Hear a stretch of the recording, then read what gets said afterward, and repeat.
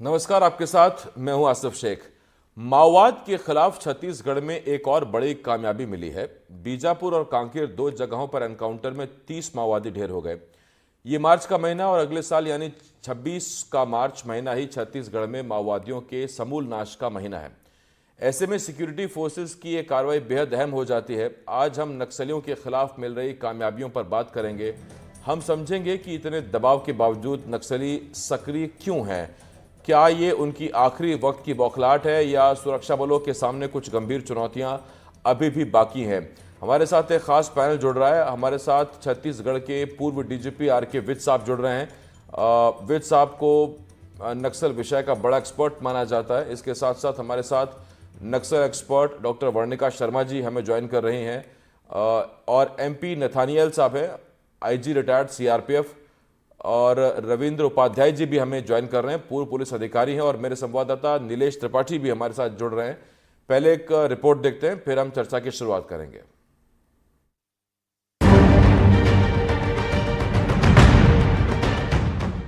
लाल आतंक के खिलाफ छत्तीसगढ़ में इन दिनों निर्णायक लड़ाई जारी है। छत्तीसगढ़ को 2026 तक नक्सल मुक्त बनाने के लिए सुरक्षा बलों ने कमर कस ली है। छत्तीसगढ़ में नक्सलियों के खिलाफ गुरुवार को सुरक्षा बलों को बड़ी सफलता मिली। 2 एनकाउंटर में सुरक्षा बलों ने 30 से ज्यादा नक्सलियों को ढेर किया। पहली मुठभेड़ बीजापुर दंतेवाड़ा बॉर्डर पर हुई, वहीं दूसरी मुठभेड़ कांकेर नारायणपुर सीमा पर हुई। मुठभेड़ में डीआरजी का एक जवान भी शहीद हो गया है। जिस तरीके से माओवादियों का विगत समय में काफ़ी बड़ी नुकसान हो रहा है और लगातार वर्ष 2025 में भी इस प्रकार उनके खिलाफ प्रभावी रूप से कार्रवाई जारी है। इन सब परिणाम स्वरूप माओवादी संगठन अभी काफ़ी बैकफुट में, और उम्मीद है मतलब आने वाले समय और भी हम बेहतर रणनीति के साथ और अच्छा परिणाम ले सकते हैं। दोनों ही एनकाउंटर साइट में बड़ी संख्या में हथियार भी बरामद किए गए हैं। नक्सल मोर्चे पर सुरक्षा बलों को मिली ये कामयाबी अब तक की बड़ी सफलताओं में से एक है। ये साल नक्सलियों के लिए काल बनकर आया है। साल 2025 की बात करें तो 3 जनवरी को गरियाबंद में 3 नक्सली ढेर हुए। 2 जनवरी को बीजापुर में 5 नक्सलियों को मार गिराया गया। 5 जनवरी को अबूझमाड़ में 5 नक्सलियों को मारा गया। 16 जनवरी को बीजापुर में 18, 20 जनवरी को गरियाबंद में 16, 1 फरवरी को बीजापुर में 8, 2 फरवरी को कांकेर में 1, 9 फरवरी को बीजापुर में 31, 20 मार्च को बीजापुर में 26 और कांकेर में 4 नक्सली मारे गए हैं। सुरक्षा बलों को गंगालूर इलाके में बड़ी संख्या में नक्सलियों की मौजूदगी की जानकारी मिली थी, जिसके बाद दंतेवाड़ा बीजापुर बॉर्डर पर पुलिस ने ज्वाइंट ऑपरेशन लॉन्च किया। इसके लिए फोर्स एक दिन पहले ही इलाके में पहुंच गई थी। गुरुवार की सुबह यहां मुठभेड़ हुई। छत्तीसगढ़ के गृह मंत्री विजय शर्मा ने इसे नक्सल मुक्त छत्तीसगढ़ अभियान की तरफ एक और कदम बताया। विजय शर्मा ने कहा कि बस्तर के लोग चाहने लगे हैं कि नक्सल की समस्या खत्म होनी चाहिए। 26 नक्सलियों के मारे जाने की पुख्ता सूचना है बीजापुर जिले में अकेले, और कांकेर और नारायणपुर के सीमावर्ती क्षेत्र में भी 4 नक्सलियों के मारे जाने की सूचना है। इस तरह से 30 नक्सली आज के दिन मारे गए, 30 नक्सली ढेर हुए हैं। ये बड़ी सूचना है। जवानों के, सशस्त्र बलों के जवानों की भुजाओं की ताकत पर मिली ये कामयाबी है। मैं उनको हृदय से बधाई देता हूँ। माननीय अमित शाह जी का संकल्प बड़ा है, माननीय विष्णुदेव साई जी का मार्गदर्शन बड़ा है, और हम सब मिलकर काम कर रहे हैं। नियत समय में समूचा बस्तर लाल आतंक से मुक्त होगा। छत्तीसगढ़ को नक्सल मुक्त बनाने के लिए इन दिनों 2 मोर्चों पर लड़ाई लड़ी जा रही है। पहला, जो मुख्य धारा में लौटना चाहते हैं उनके लिए आत्मसमर्पण नीति को बेहतर बनाया गया है, और दूसरी लड़ाई का नतीजा आपके सामने है। ऐसे में ये अभियान कितना सफल होगा, ये आने वाला वक्त बताएगा। Bureau report, NDTV.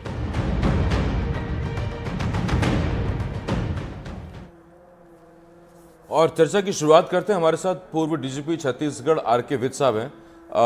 विज साहब, सबसे पहले तो मैं आपसे पूछूंगा कि इतना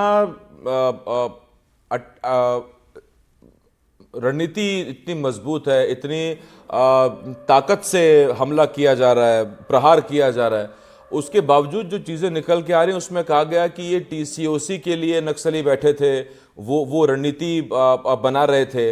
इसका मतलब ऐसा लग रहा है कि जो हम डेडलाइन तय किए बैठे हैं, प्रहार कर रहे हैं, वो शायद डिफेंसिव नहीं हो रहे हैं, वो ऑफेंसिव ही हैं। नहीं, बिल्कुल नहीं। वो अभी डिफेंस के ही मोड में है, डिफेंसिव मोड में है वो। नक्सलियों ने अपने पिछले साल, सवा साल में जो नुकसान हुआ है उनको, करीब 300 नक्सली अभी तक मारे जा चुके हैं हमारे ऑपरेशंस में। नक्सलियों ने रादर ये खुद निर्णय लिया है कि वो पीछे हटने की स्थिति में है, मतलब जिसको वो टेम्परेरी रिट्रीट बोलते हैं। वो अभी जो है वो चाहते हैं कि उनकी लीडरशिप अभी बची रहे, जी। उनके कार्डर्स का ज्यादा नुकसान ना हो। तो वो बड़े दलों में ना घूमकर वो अपने आप को सीमित बलों में, सीमित ग्रुप्स में, छोटी फॉर्मेशंस में, अर्थात बटालियन को तोड़ के वो कंपनी में आ गए, कंपनियों को तोड़ के वो प्लेटून्स में आ गए। तो छोटी संख्या में वो घूम रहे हैं ताकि बड़ी संख्या में पुलिस उनको घेर के मार ना सके। ये उनका अपना निर्णय है।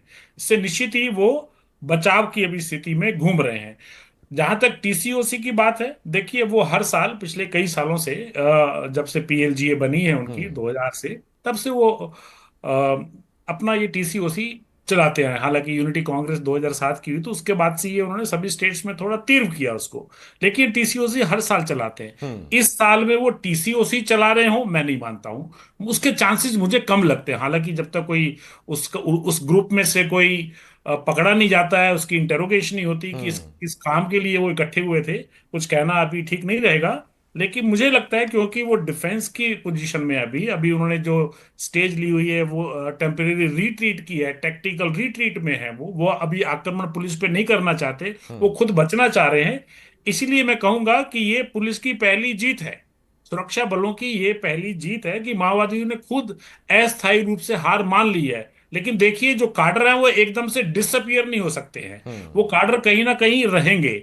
हो सकता है नक्सलियों ने कुछ कार्डर्स अपने आसपास के राज्यों में भेजे हों, इससे कोई मना ही नहीं है उनका, ये क्योंकि बचाव की स्थिति में वो स्प्रेड होना चाहते हैं लार्जर एरिया में, ताकि पकड़ में ना आए, वो पुलिस के एनसर्कलमेंट में नहीं आए। लेकिन सभी के सभी कार्डर दूसरे राज्यों में नहीं जा सकते हैं, क्योंकि उनको यहाँ भी कुछ ना कुछ कार्रवाई करनी है। उनकी कोशिश ये अभी जो है कि जब पुलिस सुरक्षा बल वापस जा रहे हैं और रिट्रीट कर रहे हैं ऑपरेशन के बाद, उनको नुकसान पहुंचाया जाए। तो ये अब कौन सी मीटिंग में थे, क्या थे, ये तो अभी समय बताएगा, जब कोई उसमें से जी। गिरफ्तार होगा या सरेंडर करेगा। लेकिन ये निश्चित रूप से मैं कह सकता हूं कि अभी पिछले उनको हुए नुकसानों को ध्यान में रखते हुए नक्सली अभी बैकफुट पर हैं, टेम्परेरी रिट्रीट की पोजीशन में है। ठीक। नक्सल एक्सपर्ट डॉक्टर वर्णिका शर्मा जी भी हमें डिबेट में ज्वाइन कर रही हैं। वर्णिका जी, आपका भी स्वागत करता हूं, लेकिन मेरा पहला सवाल एमपी नथानियल सर से है। नथानियल सर, एक चीज़ मुझे आपसे पूछनी, जब भी टीसीओसी की बात होती है तो ये मानकर चलें कि शायद नक्सली एक संदेश देना चाहते हैं कि इस बार का जो टीसीओसी होगा वो ज़्यादा घातक होगा, ज़्यादा बड़ा प्रहार होगा, क्योंकि ये खबर तो उन तक भी है कि 31 मार्च 2026 तक उनके खात्मे की डेडलाइन तय की गई है और उस दिशा में काम भी हो रहा है। ये बहुत बड़ी सफलता आज प्राप्त की है हमारे जी। जवानों ने, कि वहाँ पे 30 लोग मारे गए आज की तारीख में। और जो हमारा एक जवान शहीद हुआ है, हम अपनी श्रद्धांजलि देते हैं उन्हें। अभी ये है कि टीसीओसी में अभी उनका कोई दिलचस्पी नहीं रहेगा, क्योंकि वो भागते जा रहे हैं हर जगह। और जहाँ तक उनका जो हार्बरिंग एरिया है, पहले जंगलों में रहते थे, अभी भी जंगलों में ही है। और इन जंगलों को इस तरीके से घेर लिया गया है कि उनका निकलना मुश्किल हो गया है। और उनको जो सप्लाई वगैरह जाता है, राशन फंड्स वगैरह, वो भी ख़त्म हो चुका है। इसीलिए पहले तो ये था कि ये बड़े तादाद में इकट्ठे हो जाते थे, 200-300 के तादाद में, और फिर अटैक करते थे फोर्सेस के ऊपर। अब वो बिल्कुल संभव नहीं है, क्योंकि इंटेलिजेंस जो नेटवर्क है वो बहुत तगड़ा हो गया है। एक तो टेक्निकल इनपुट मिल रहा है ड्रोन्स वगैरह से, और दूसरा जो ह्यूमन इंटेलिजेंस है वो भी बढ़िया हो गया है, क्योंकि फोर्सेस अब हर जगह पहुंच गई है। पहले ये था कि लोग डरते थे कि अगर नक्सलियों को खबर पहुंच गई कि उन्होंने इन्फॉर्म किया है तो वो आके सीधे मार देते थे। अब वो डर नहीं है, क्योंकि सिक्योरिटी फोर्सेस हर जगह पहुंच गए हैं। उनके पहुंचने की वजह से अब इंफॉर्मेशन भी थोड़ी आसानी से मिल रही है, इंटेलिजेंस रिपोर्ट्स, और उसके आधार पे जो ऑपरेशन चलाए जा रहे हैं उससे कामयाबी मिल रही है। और ये नक्सलवादियों को भी पता है कि अब वो ज़्यादा दिन लड़ नहीं सकते और उन्हें भागते ही रहना पड़ेगा। उनके लिए बड़ा मुश्किल हो गया है, क्योंकि उनका जो गढ़ था अबुझमाड़ में, अब उसके ऊपर सिक्योरिटी फोर्सेस ने हमला कर दिया है। सब जगह उन्होंने अपना डेरा लगा लिया है। हमारे कई एफओबीज लगे हैं, ये फॉरवर्ड ऑपरेटिंग बेसिस, जिसके वजह से वो अभी उनका हिलना जुलना काफ़ी मुश्किल हो गया है, और उनको तकरीबन स्ट्रैंगुलेट कर दिया गया है अपने जगहों में। ऊपर से इनके जो लीडरशिप है ज़्यादातर वो मारे गए हैं, या तो बीमारी से वो खत्म हो गए हैं, या वो एनकाउंटर से मारे जा रहे हैं, और कई तो सरेंडर भी कर चुके हैं। इस सरेंडर के हालात में नेचुरल है कि इनका मोरल काफ़ी डाउन है अभी। इस जी। तरीके के मोरल में जब उनका मोरल डाउन है, ये संभव नहीं है कि वो टीसीओसी वगैरह में ज़्यादा ध्यान दें। अब उनका सिर्फ यही एक चारा है कि बच के निकलने के लिए, और हो सकता है वो कोशिश करें कि अगल बगल वाले स्टेट में जाएं, यही यही महाराष्ट्र। मेरा अगला सवाल है, मैं इस पे आता हूं सर आपके पास। जी रविंद्र उपाध्याय सर हैं, पूर्व पुलिस अधिकारी हैं। रविंद्र सर, आपसे एक सवाल है। देखिए, अगर 2026 तक नक्सल मुक्त भारत का संकल्प है, तो फिर वो छत्तीसगढ़ के लिए भी है, वो तेलंगाना के लिए भी है, ओडिशा के लिए भी है, महाराष्ट्र के लिए भी, झारखंड के लिए भी है, मध्य प्रदेश के मंडला बालाघाट जो जिले हैं वहाँ वहाँ के लिए भी है। लेकिन सबसे ज़्यादा अगर कहीं एनकाउंटर रिपोर्ट हो रहे हैं और नक्सली मारे जा रहे हैं तो वो छत्तीसगढ़ है। तो क्या छत्तीसगढ़ नक्सलियों की राजधानी अभी भी बना हुआ है, या उतना एक्टिव बाकी जगहों की फोर्सेस नहीं है? नहीं, देखिए ऐसा है, मैं अभी जो आपने एक बात बहुत अच्छी पूछी कि जी। केवल छत्तीसगढ़ में एक्टिव हो, बाकी जगह इनएक्टिव हो, या पूरे स्टेट वाले अनएक्टिव हो, या हम लोग ज्यादा एक्टिव हो। तो इसमें इस बात से तो मैं अभी जो आदरणीय डीजीपी साहब विज साहब ने और आईजी साहब नाथियाल साहब ने जो बात बोली कि बीच में आपने एक चर्चा छड़ी टीसीओसी वाली बात जो छोड़ी थी, तो अभी साहब लोगों ने जो बात बोली उस बात से मैं सहमत हूँ कि जो अभी जो छत्तीसगढ़ में चल रहा है, इसके अलावा ऐसा नहीं है कि बाकी स्टेट में नहीं चला, क्योंकि हम छत्तीसगढ़ में छत्तीसगढ़ की न्यूज देखते हैं। अभी मैं बीच में बिहार की न्यूज देख रहा था, बिहार के अलावा मैंने झारखंड की न्यूज देखी, अभी मैंने मध्य प्रदेश की न्यूज देखी, तो सभी जगह, और अभी गढ़चिरौली में भी बहुत कुछ हुआ था। तो लेकिन मैं सर, देख रहा 3 हूँ कि महीने के चारों अंदर तरफ 90 नक्सली नक्सलियों के मारे विरुद्ध जाना, अभियान ये चल सिर्फ रहा है। हमारे यहाँ हुआ है? जी, लेकिन हमारे यहाँ कुछ ज्यादा हो रहा है, क्योंकि हमारे पहले से भी बहुत ज्यादा जो नक्सली थे वो हम लोग क्रियाशील थे। और अभी पर्टिकुलरली जो बीजापुर और सुकमा और जो अबूझमाड़ वाला इलाका है, उसमें हम ज्यादा एक्टिव है, और निश्चित रूप से नक्सली जो डिफेंसिव हुए हैं। जो टीसीओसी की बात कर रहे थे, तो मेरे को याद है कि मेरे को जहां तक आंकड़ा याद आता है कि 2017 में हमारे 25 पुलिस वाले मारे गए थे टीसीओसी के दौरान में। ऐसे 2021 में हमारे 22 लोग मारे गए थे, 2017 में हमारे करीब करीब 22 लोग मारे गए थे। ऐसे करीब करीब 30 64 के आसपास, 65 के आसपास हमारी कैजुअलिटी हुई थी पुलिस की। लेकिन मैं विगत 2 साल से देख रहा हूँ कि हमारी कैजुअलिटी बहुत गिरावट आई है। और यदि अगर आप 2010 से आंकड़ा देखेंगे, तो 2010 से करीब करीब 80% का हमारा आंकड़ा गिरा है। और यदि पूरा, जैसे आपने बोला कि सभी जो स्टेट्स है जहां पर नक्सल अफेक्टेड है, तो वहां पर पहले जो टोटल जिले होते थे वो करीब करीब 135 से 136 जिले होते थे जो टोटल नक्सल अफेक्टेड थे। आज की स्थिति में बीच में 70 हुए, फिर 90 हुए, आज की स्थिति में करीब 38 से 40 ही डिस्ट्रिक्ट है जो अफेक्टेड है। तो निश्चित रूप से गिरावट तो आई है। माओवादी जो हिंसा है उसमें भी गिरावट आई है, जो सुरक्षा बल को पहले डैमेज होते थे वो डैमेज में भी गिरावट आई है। तो ऐसा नहीं है कि हमारे स्टेट में ही काम हो रहा, बाकी स्टेट में भी काम हो रहा, और ठीक। निश्चित रूप से अगले मार्च तक हम इस कहीं ना कहीं सफलता पा लेंगे। उम्मीद करेंगे और ये ये मेरा संकल्प पूरा हो, इसके लिए हम प्रार्थना करेंगे और इसके लिए दुआ भी करेंगे। डॉक्टर वर्णिका मैम हमारे साथ हैं, फिर मैं अपने सहयोगी नीलेश के पास जाऊंगा। डॉक्टर वर्णिका मैम, तकनीक में परिवर्तन लाया गया है, इक्विपमेंट्स अपडेट किए गए हैं, या फिर सुरक्षा बलों के बारे में, देखिए चीज़ें बहुत हद तक निकलकर सामने नहीं आ पाती और आने भी नहीं चाहिए सुरक्षा कारणों की वजह से, लेकिन जो सूत्रों से पता चलता है कि इस हैवी रिइंफोर्समेंट जाती है, जवानों की संख्या काफ़ी अच्छी खासी होती है, नतीजा तगड़ा एम्बुश लगता है, घेर लेते हैं, और उसके बाद ये हमने देखा है कि पिछले 3-4 महीने के अंदर मरने वाले नक्सलियों की संख्या में एकदम से बहुत इजाफा हुआ है। जी, अभी पिछले कुछ 1-1.5 वर्षों में हम लगातार जो बैक टू बैक यहाँ पे ऑपरेशंस हो रहे हैं, इन ऑपरेशंस की सफलता भी हम देख रहे हैं। ऑपरेशन शुरू से होते आ रहे थे, और जो भी सरकारें आती थी वो कटिबद्ध होती थी कि हमको किसी भी प्रकार के दीमक को अपने क्षेत्र में बर्दाश्त नहीं करना है।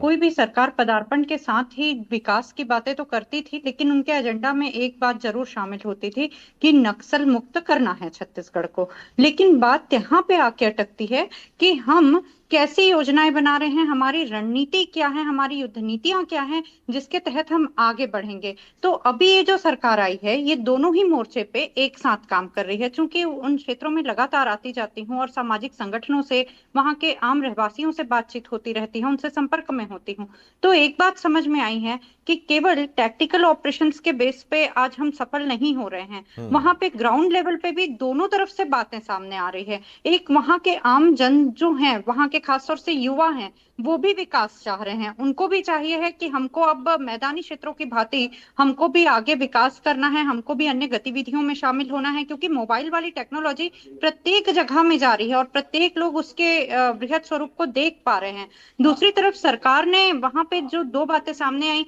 कि पहले ये होता था कि अभी वहां पे लोगों में काफी ये बात चलन में है कि पहले यदि हम आत्मसमर्पण कर रहे हैं या नक्सली आत्मसमर्पित करते थे तो केवल उनको वर्दी ही पहनाई जाती थी या वो वर्दी पहना दिए जाते थे और पुलिस सेवा में ही लाया जाता था। अभी उनको ये पता है कि अन्य क्षेत्रों में भी जाना है, युवाओं को भी रोजगार के कई अवसर दे रहे हैं। जो पामेड़ उसूर वाला क्षेत्र था, वहां पे कभी बस नहीं चली थी, अभी बस चलने लगी है।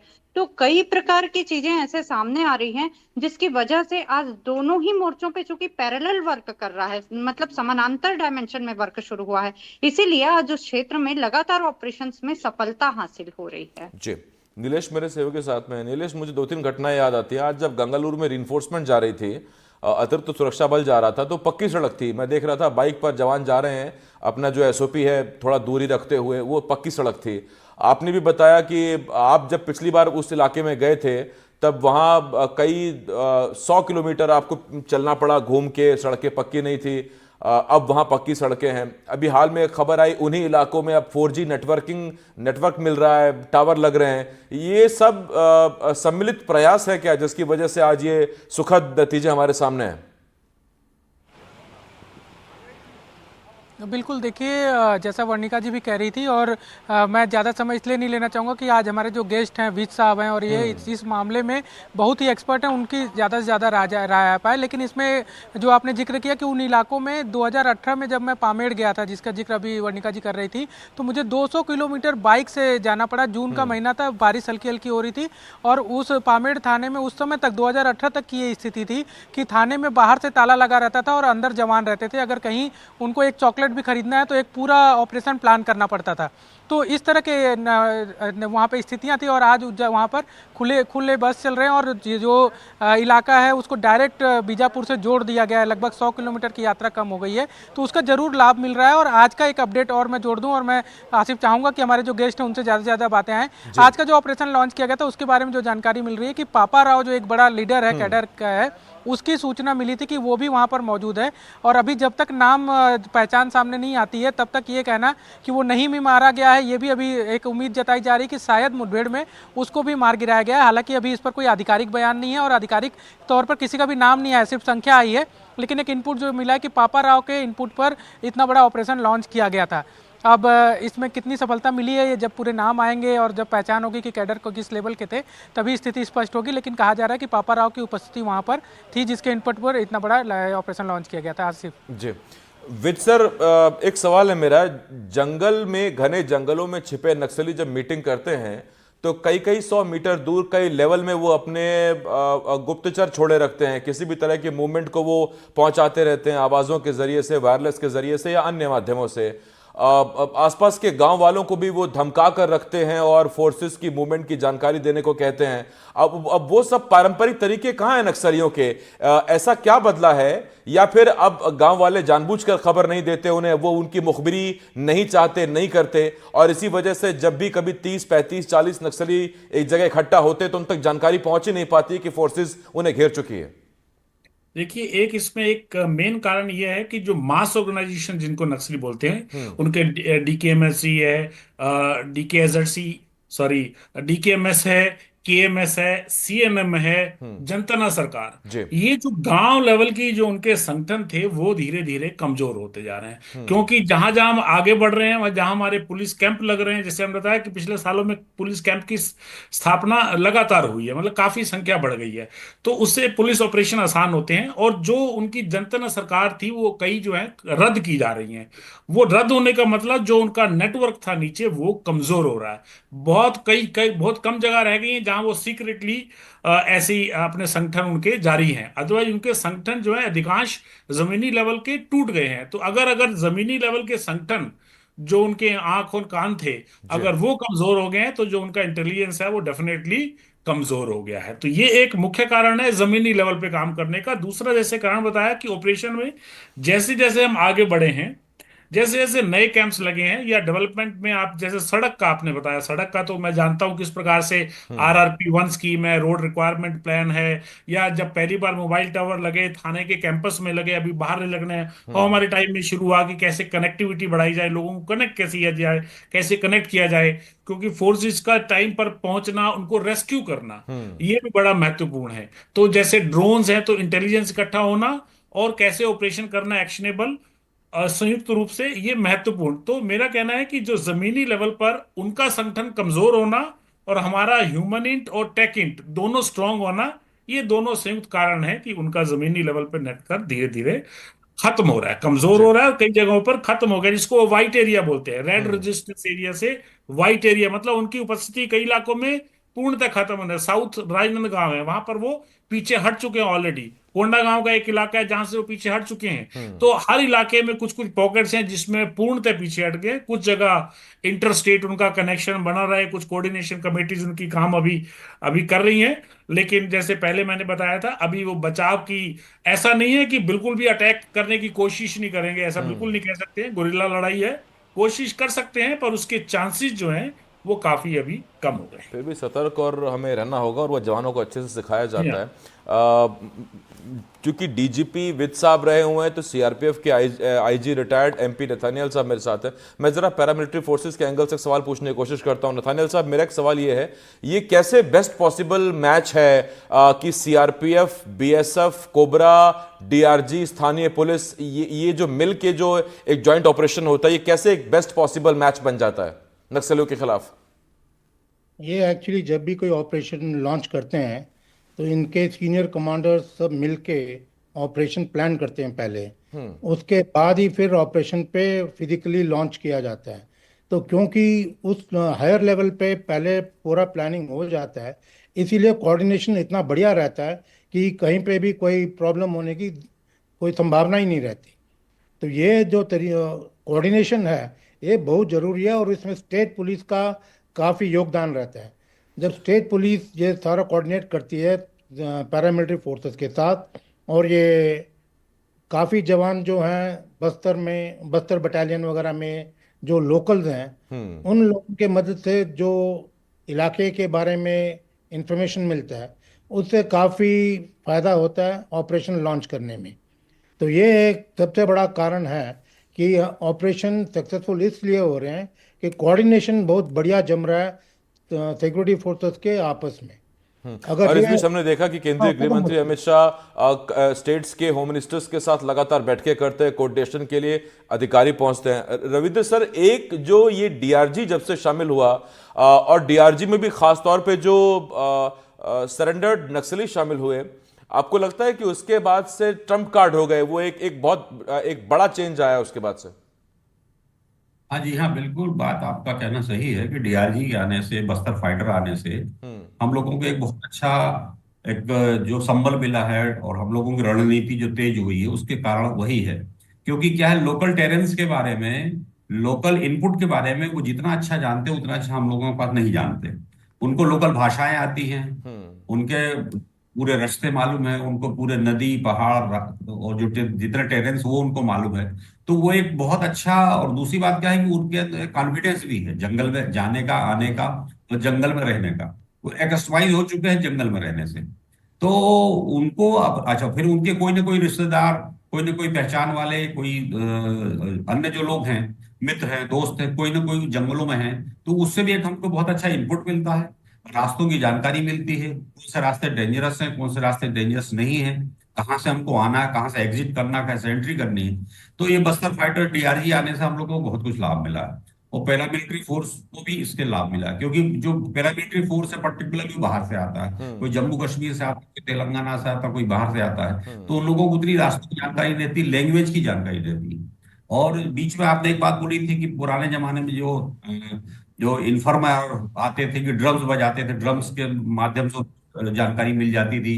कई बार नगाड़े बजाते थे, तो ये मैंने खुद देखा, खुद महसूस किया जब मैं बस्तर में वर्क करता था। तो कई गांव पे जब मैं हाइपर सेंसिटिव विलेज में गया हूँ, तो इस तरह से उनको मैसेज मिलता था इन्फॉर्मर के माध्यम से। नगाड़े बजाते थे, ड्रम्स बजाते थे, सीटियां बजाते थे, रेडियो बजाते थे, बहुत सारे तरह के तरीके। तो अब ये चूंकि बहुत सारे हमारे पास सरेंडर भी हो रहे हैं, जैसे भी आपने बस्तर में देखा होगा, बीजापुर में पिछले हफ्ते 17 नक्सली सरेंडर की, उसमें बहुत बड़ा एक टॉप का था दिनेश। तो ये सब जो लोग हमारे पास जब आ जाते हैं और अपनी पूरी व्यथा बताते हैं, वास्तव में वो खुद भी मानसिक रूप से थक चुके हैं। अब उनको भी नक्सलों में उतना इंटरेस्ट रह नहीं गया, और नक्सल अब केवल नाम का नक्सल है, नक्सल में अब खोखलापन आ गया। जिस एथिक्स लेके ये लोग चालू हुए थे, वो एथिक्स खत्म हो चुका है। अभी केवल गुंडागर्दी, मारपीट और एक तरह से हाँ, एक्सप्लॉयटेशन में बीच कुल में कई मिला के। चीजें हैं निकल और के कि वो दूसरा ये सुपारी कि जो किलिंग नया तक शुरू युवा हो आ गई। गया है, वो भी शॉर्ट ग्रुप रवाना होते थे पैसा उगाही के लिए। वर्णिका जी, लोन वर्राटू, नियत नेल्लानार, आपको लगता है कि ये भी वो चीजें हैं मौजूदा सरकार की जिन्होंने, और अब तो बहुत बेहतरीन सरेंडर पॉलिसी है, तो उसमें आपको लगता है कि ये इन चीजों ने भी असर डाला है, और शायद यही वो चीजें हैं जिन्हें हम कह सकते हैं कि फोर्सफुली जो गोलीबारी है उसके बाद यही सबसे बड़ी चीज है जिसने उन्हें सरेंडर करने को मजबूर किया। जी बिल्कुल, मैं आपकी इस बात से पूर्णतः सहमत हूँ, क्योंकि उन क्षेत्रों में मैं जा रही हूँ और नियत नीलानार का जो बीजापुर से पायलट प्रोजेक्ट आरंभ हुआ था, एक अपना अच्छा गांव करके, तो उस क्षेत्र में जिस तरीके से ये आरंभ हुआ, वहां पे जो फोर्सेस, जैसा अभी सर बता रहे थे, पहले बहुत दूर तक थी, मतलब बहुत आगे इस तरफ अंदर के बेल्ट में पहुंच ही नहीं पाती थी। अब फोर्सेस वहां पे हैं, और फोर्सेस जहां तक गई हैं वहां विकास भी हो रहा है। जिन क्षेत्रों में ये जो योजनाएं चली हैं नियत नेल्लानार की, इसके तहत बहुत सारा, जब मैं गढ़चिरौली गई थी, आपको बताना चाहूंगी कि वहां पे दादा लोरा की खिड़की करके एक ऐसा बिल्कुल नियर नीलानार जैसा ही एक प्रोजेक्ट होता था। जब वहां पे C60 ऑपरेशन हुआ था, उसके दौरान जाना हुआ था।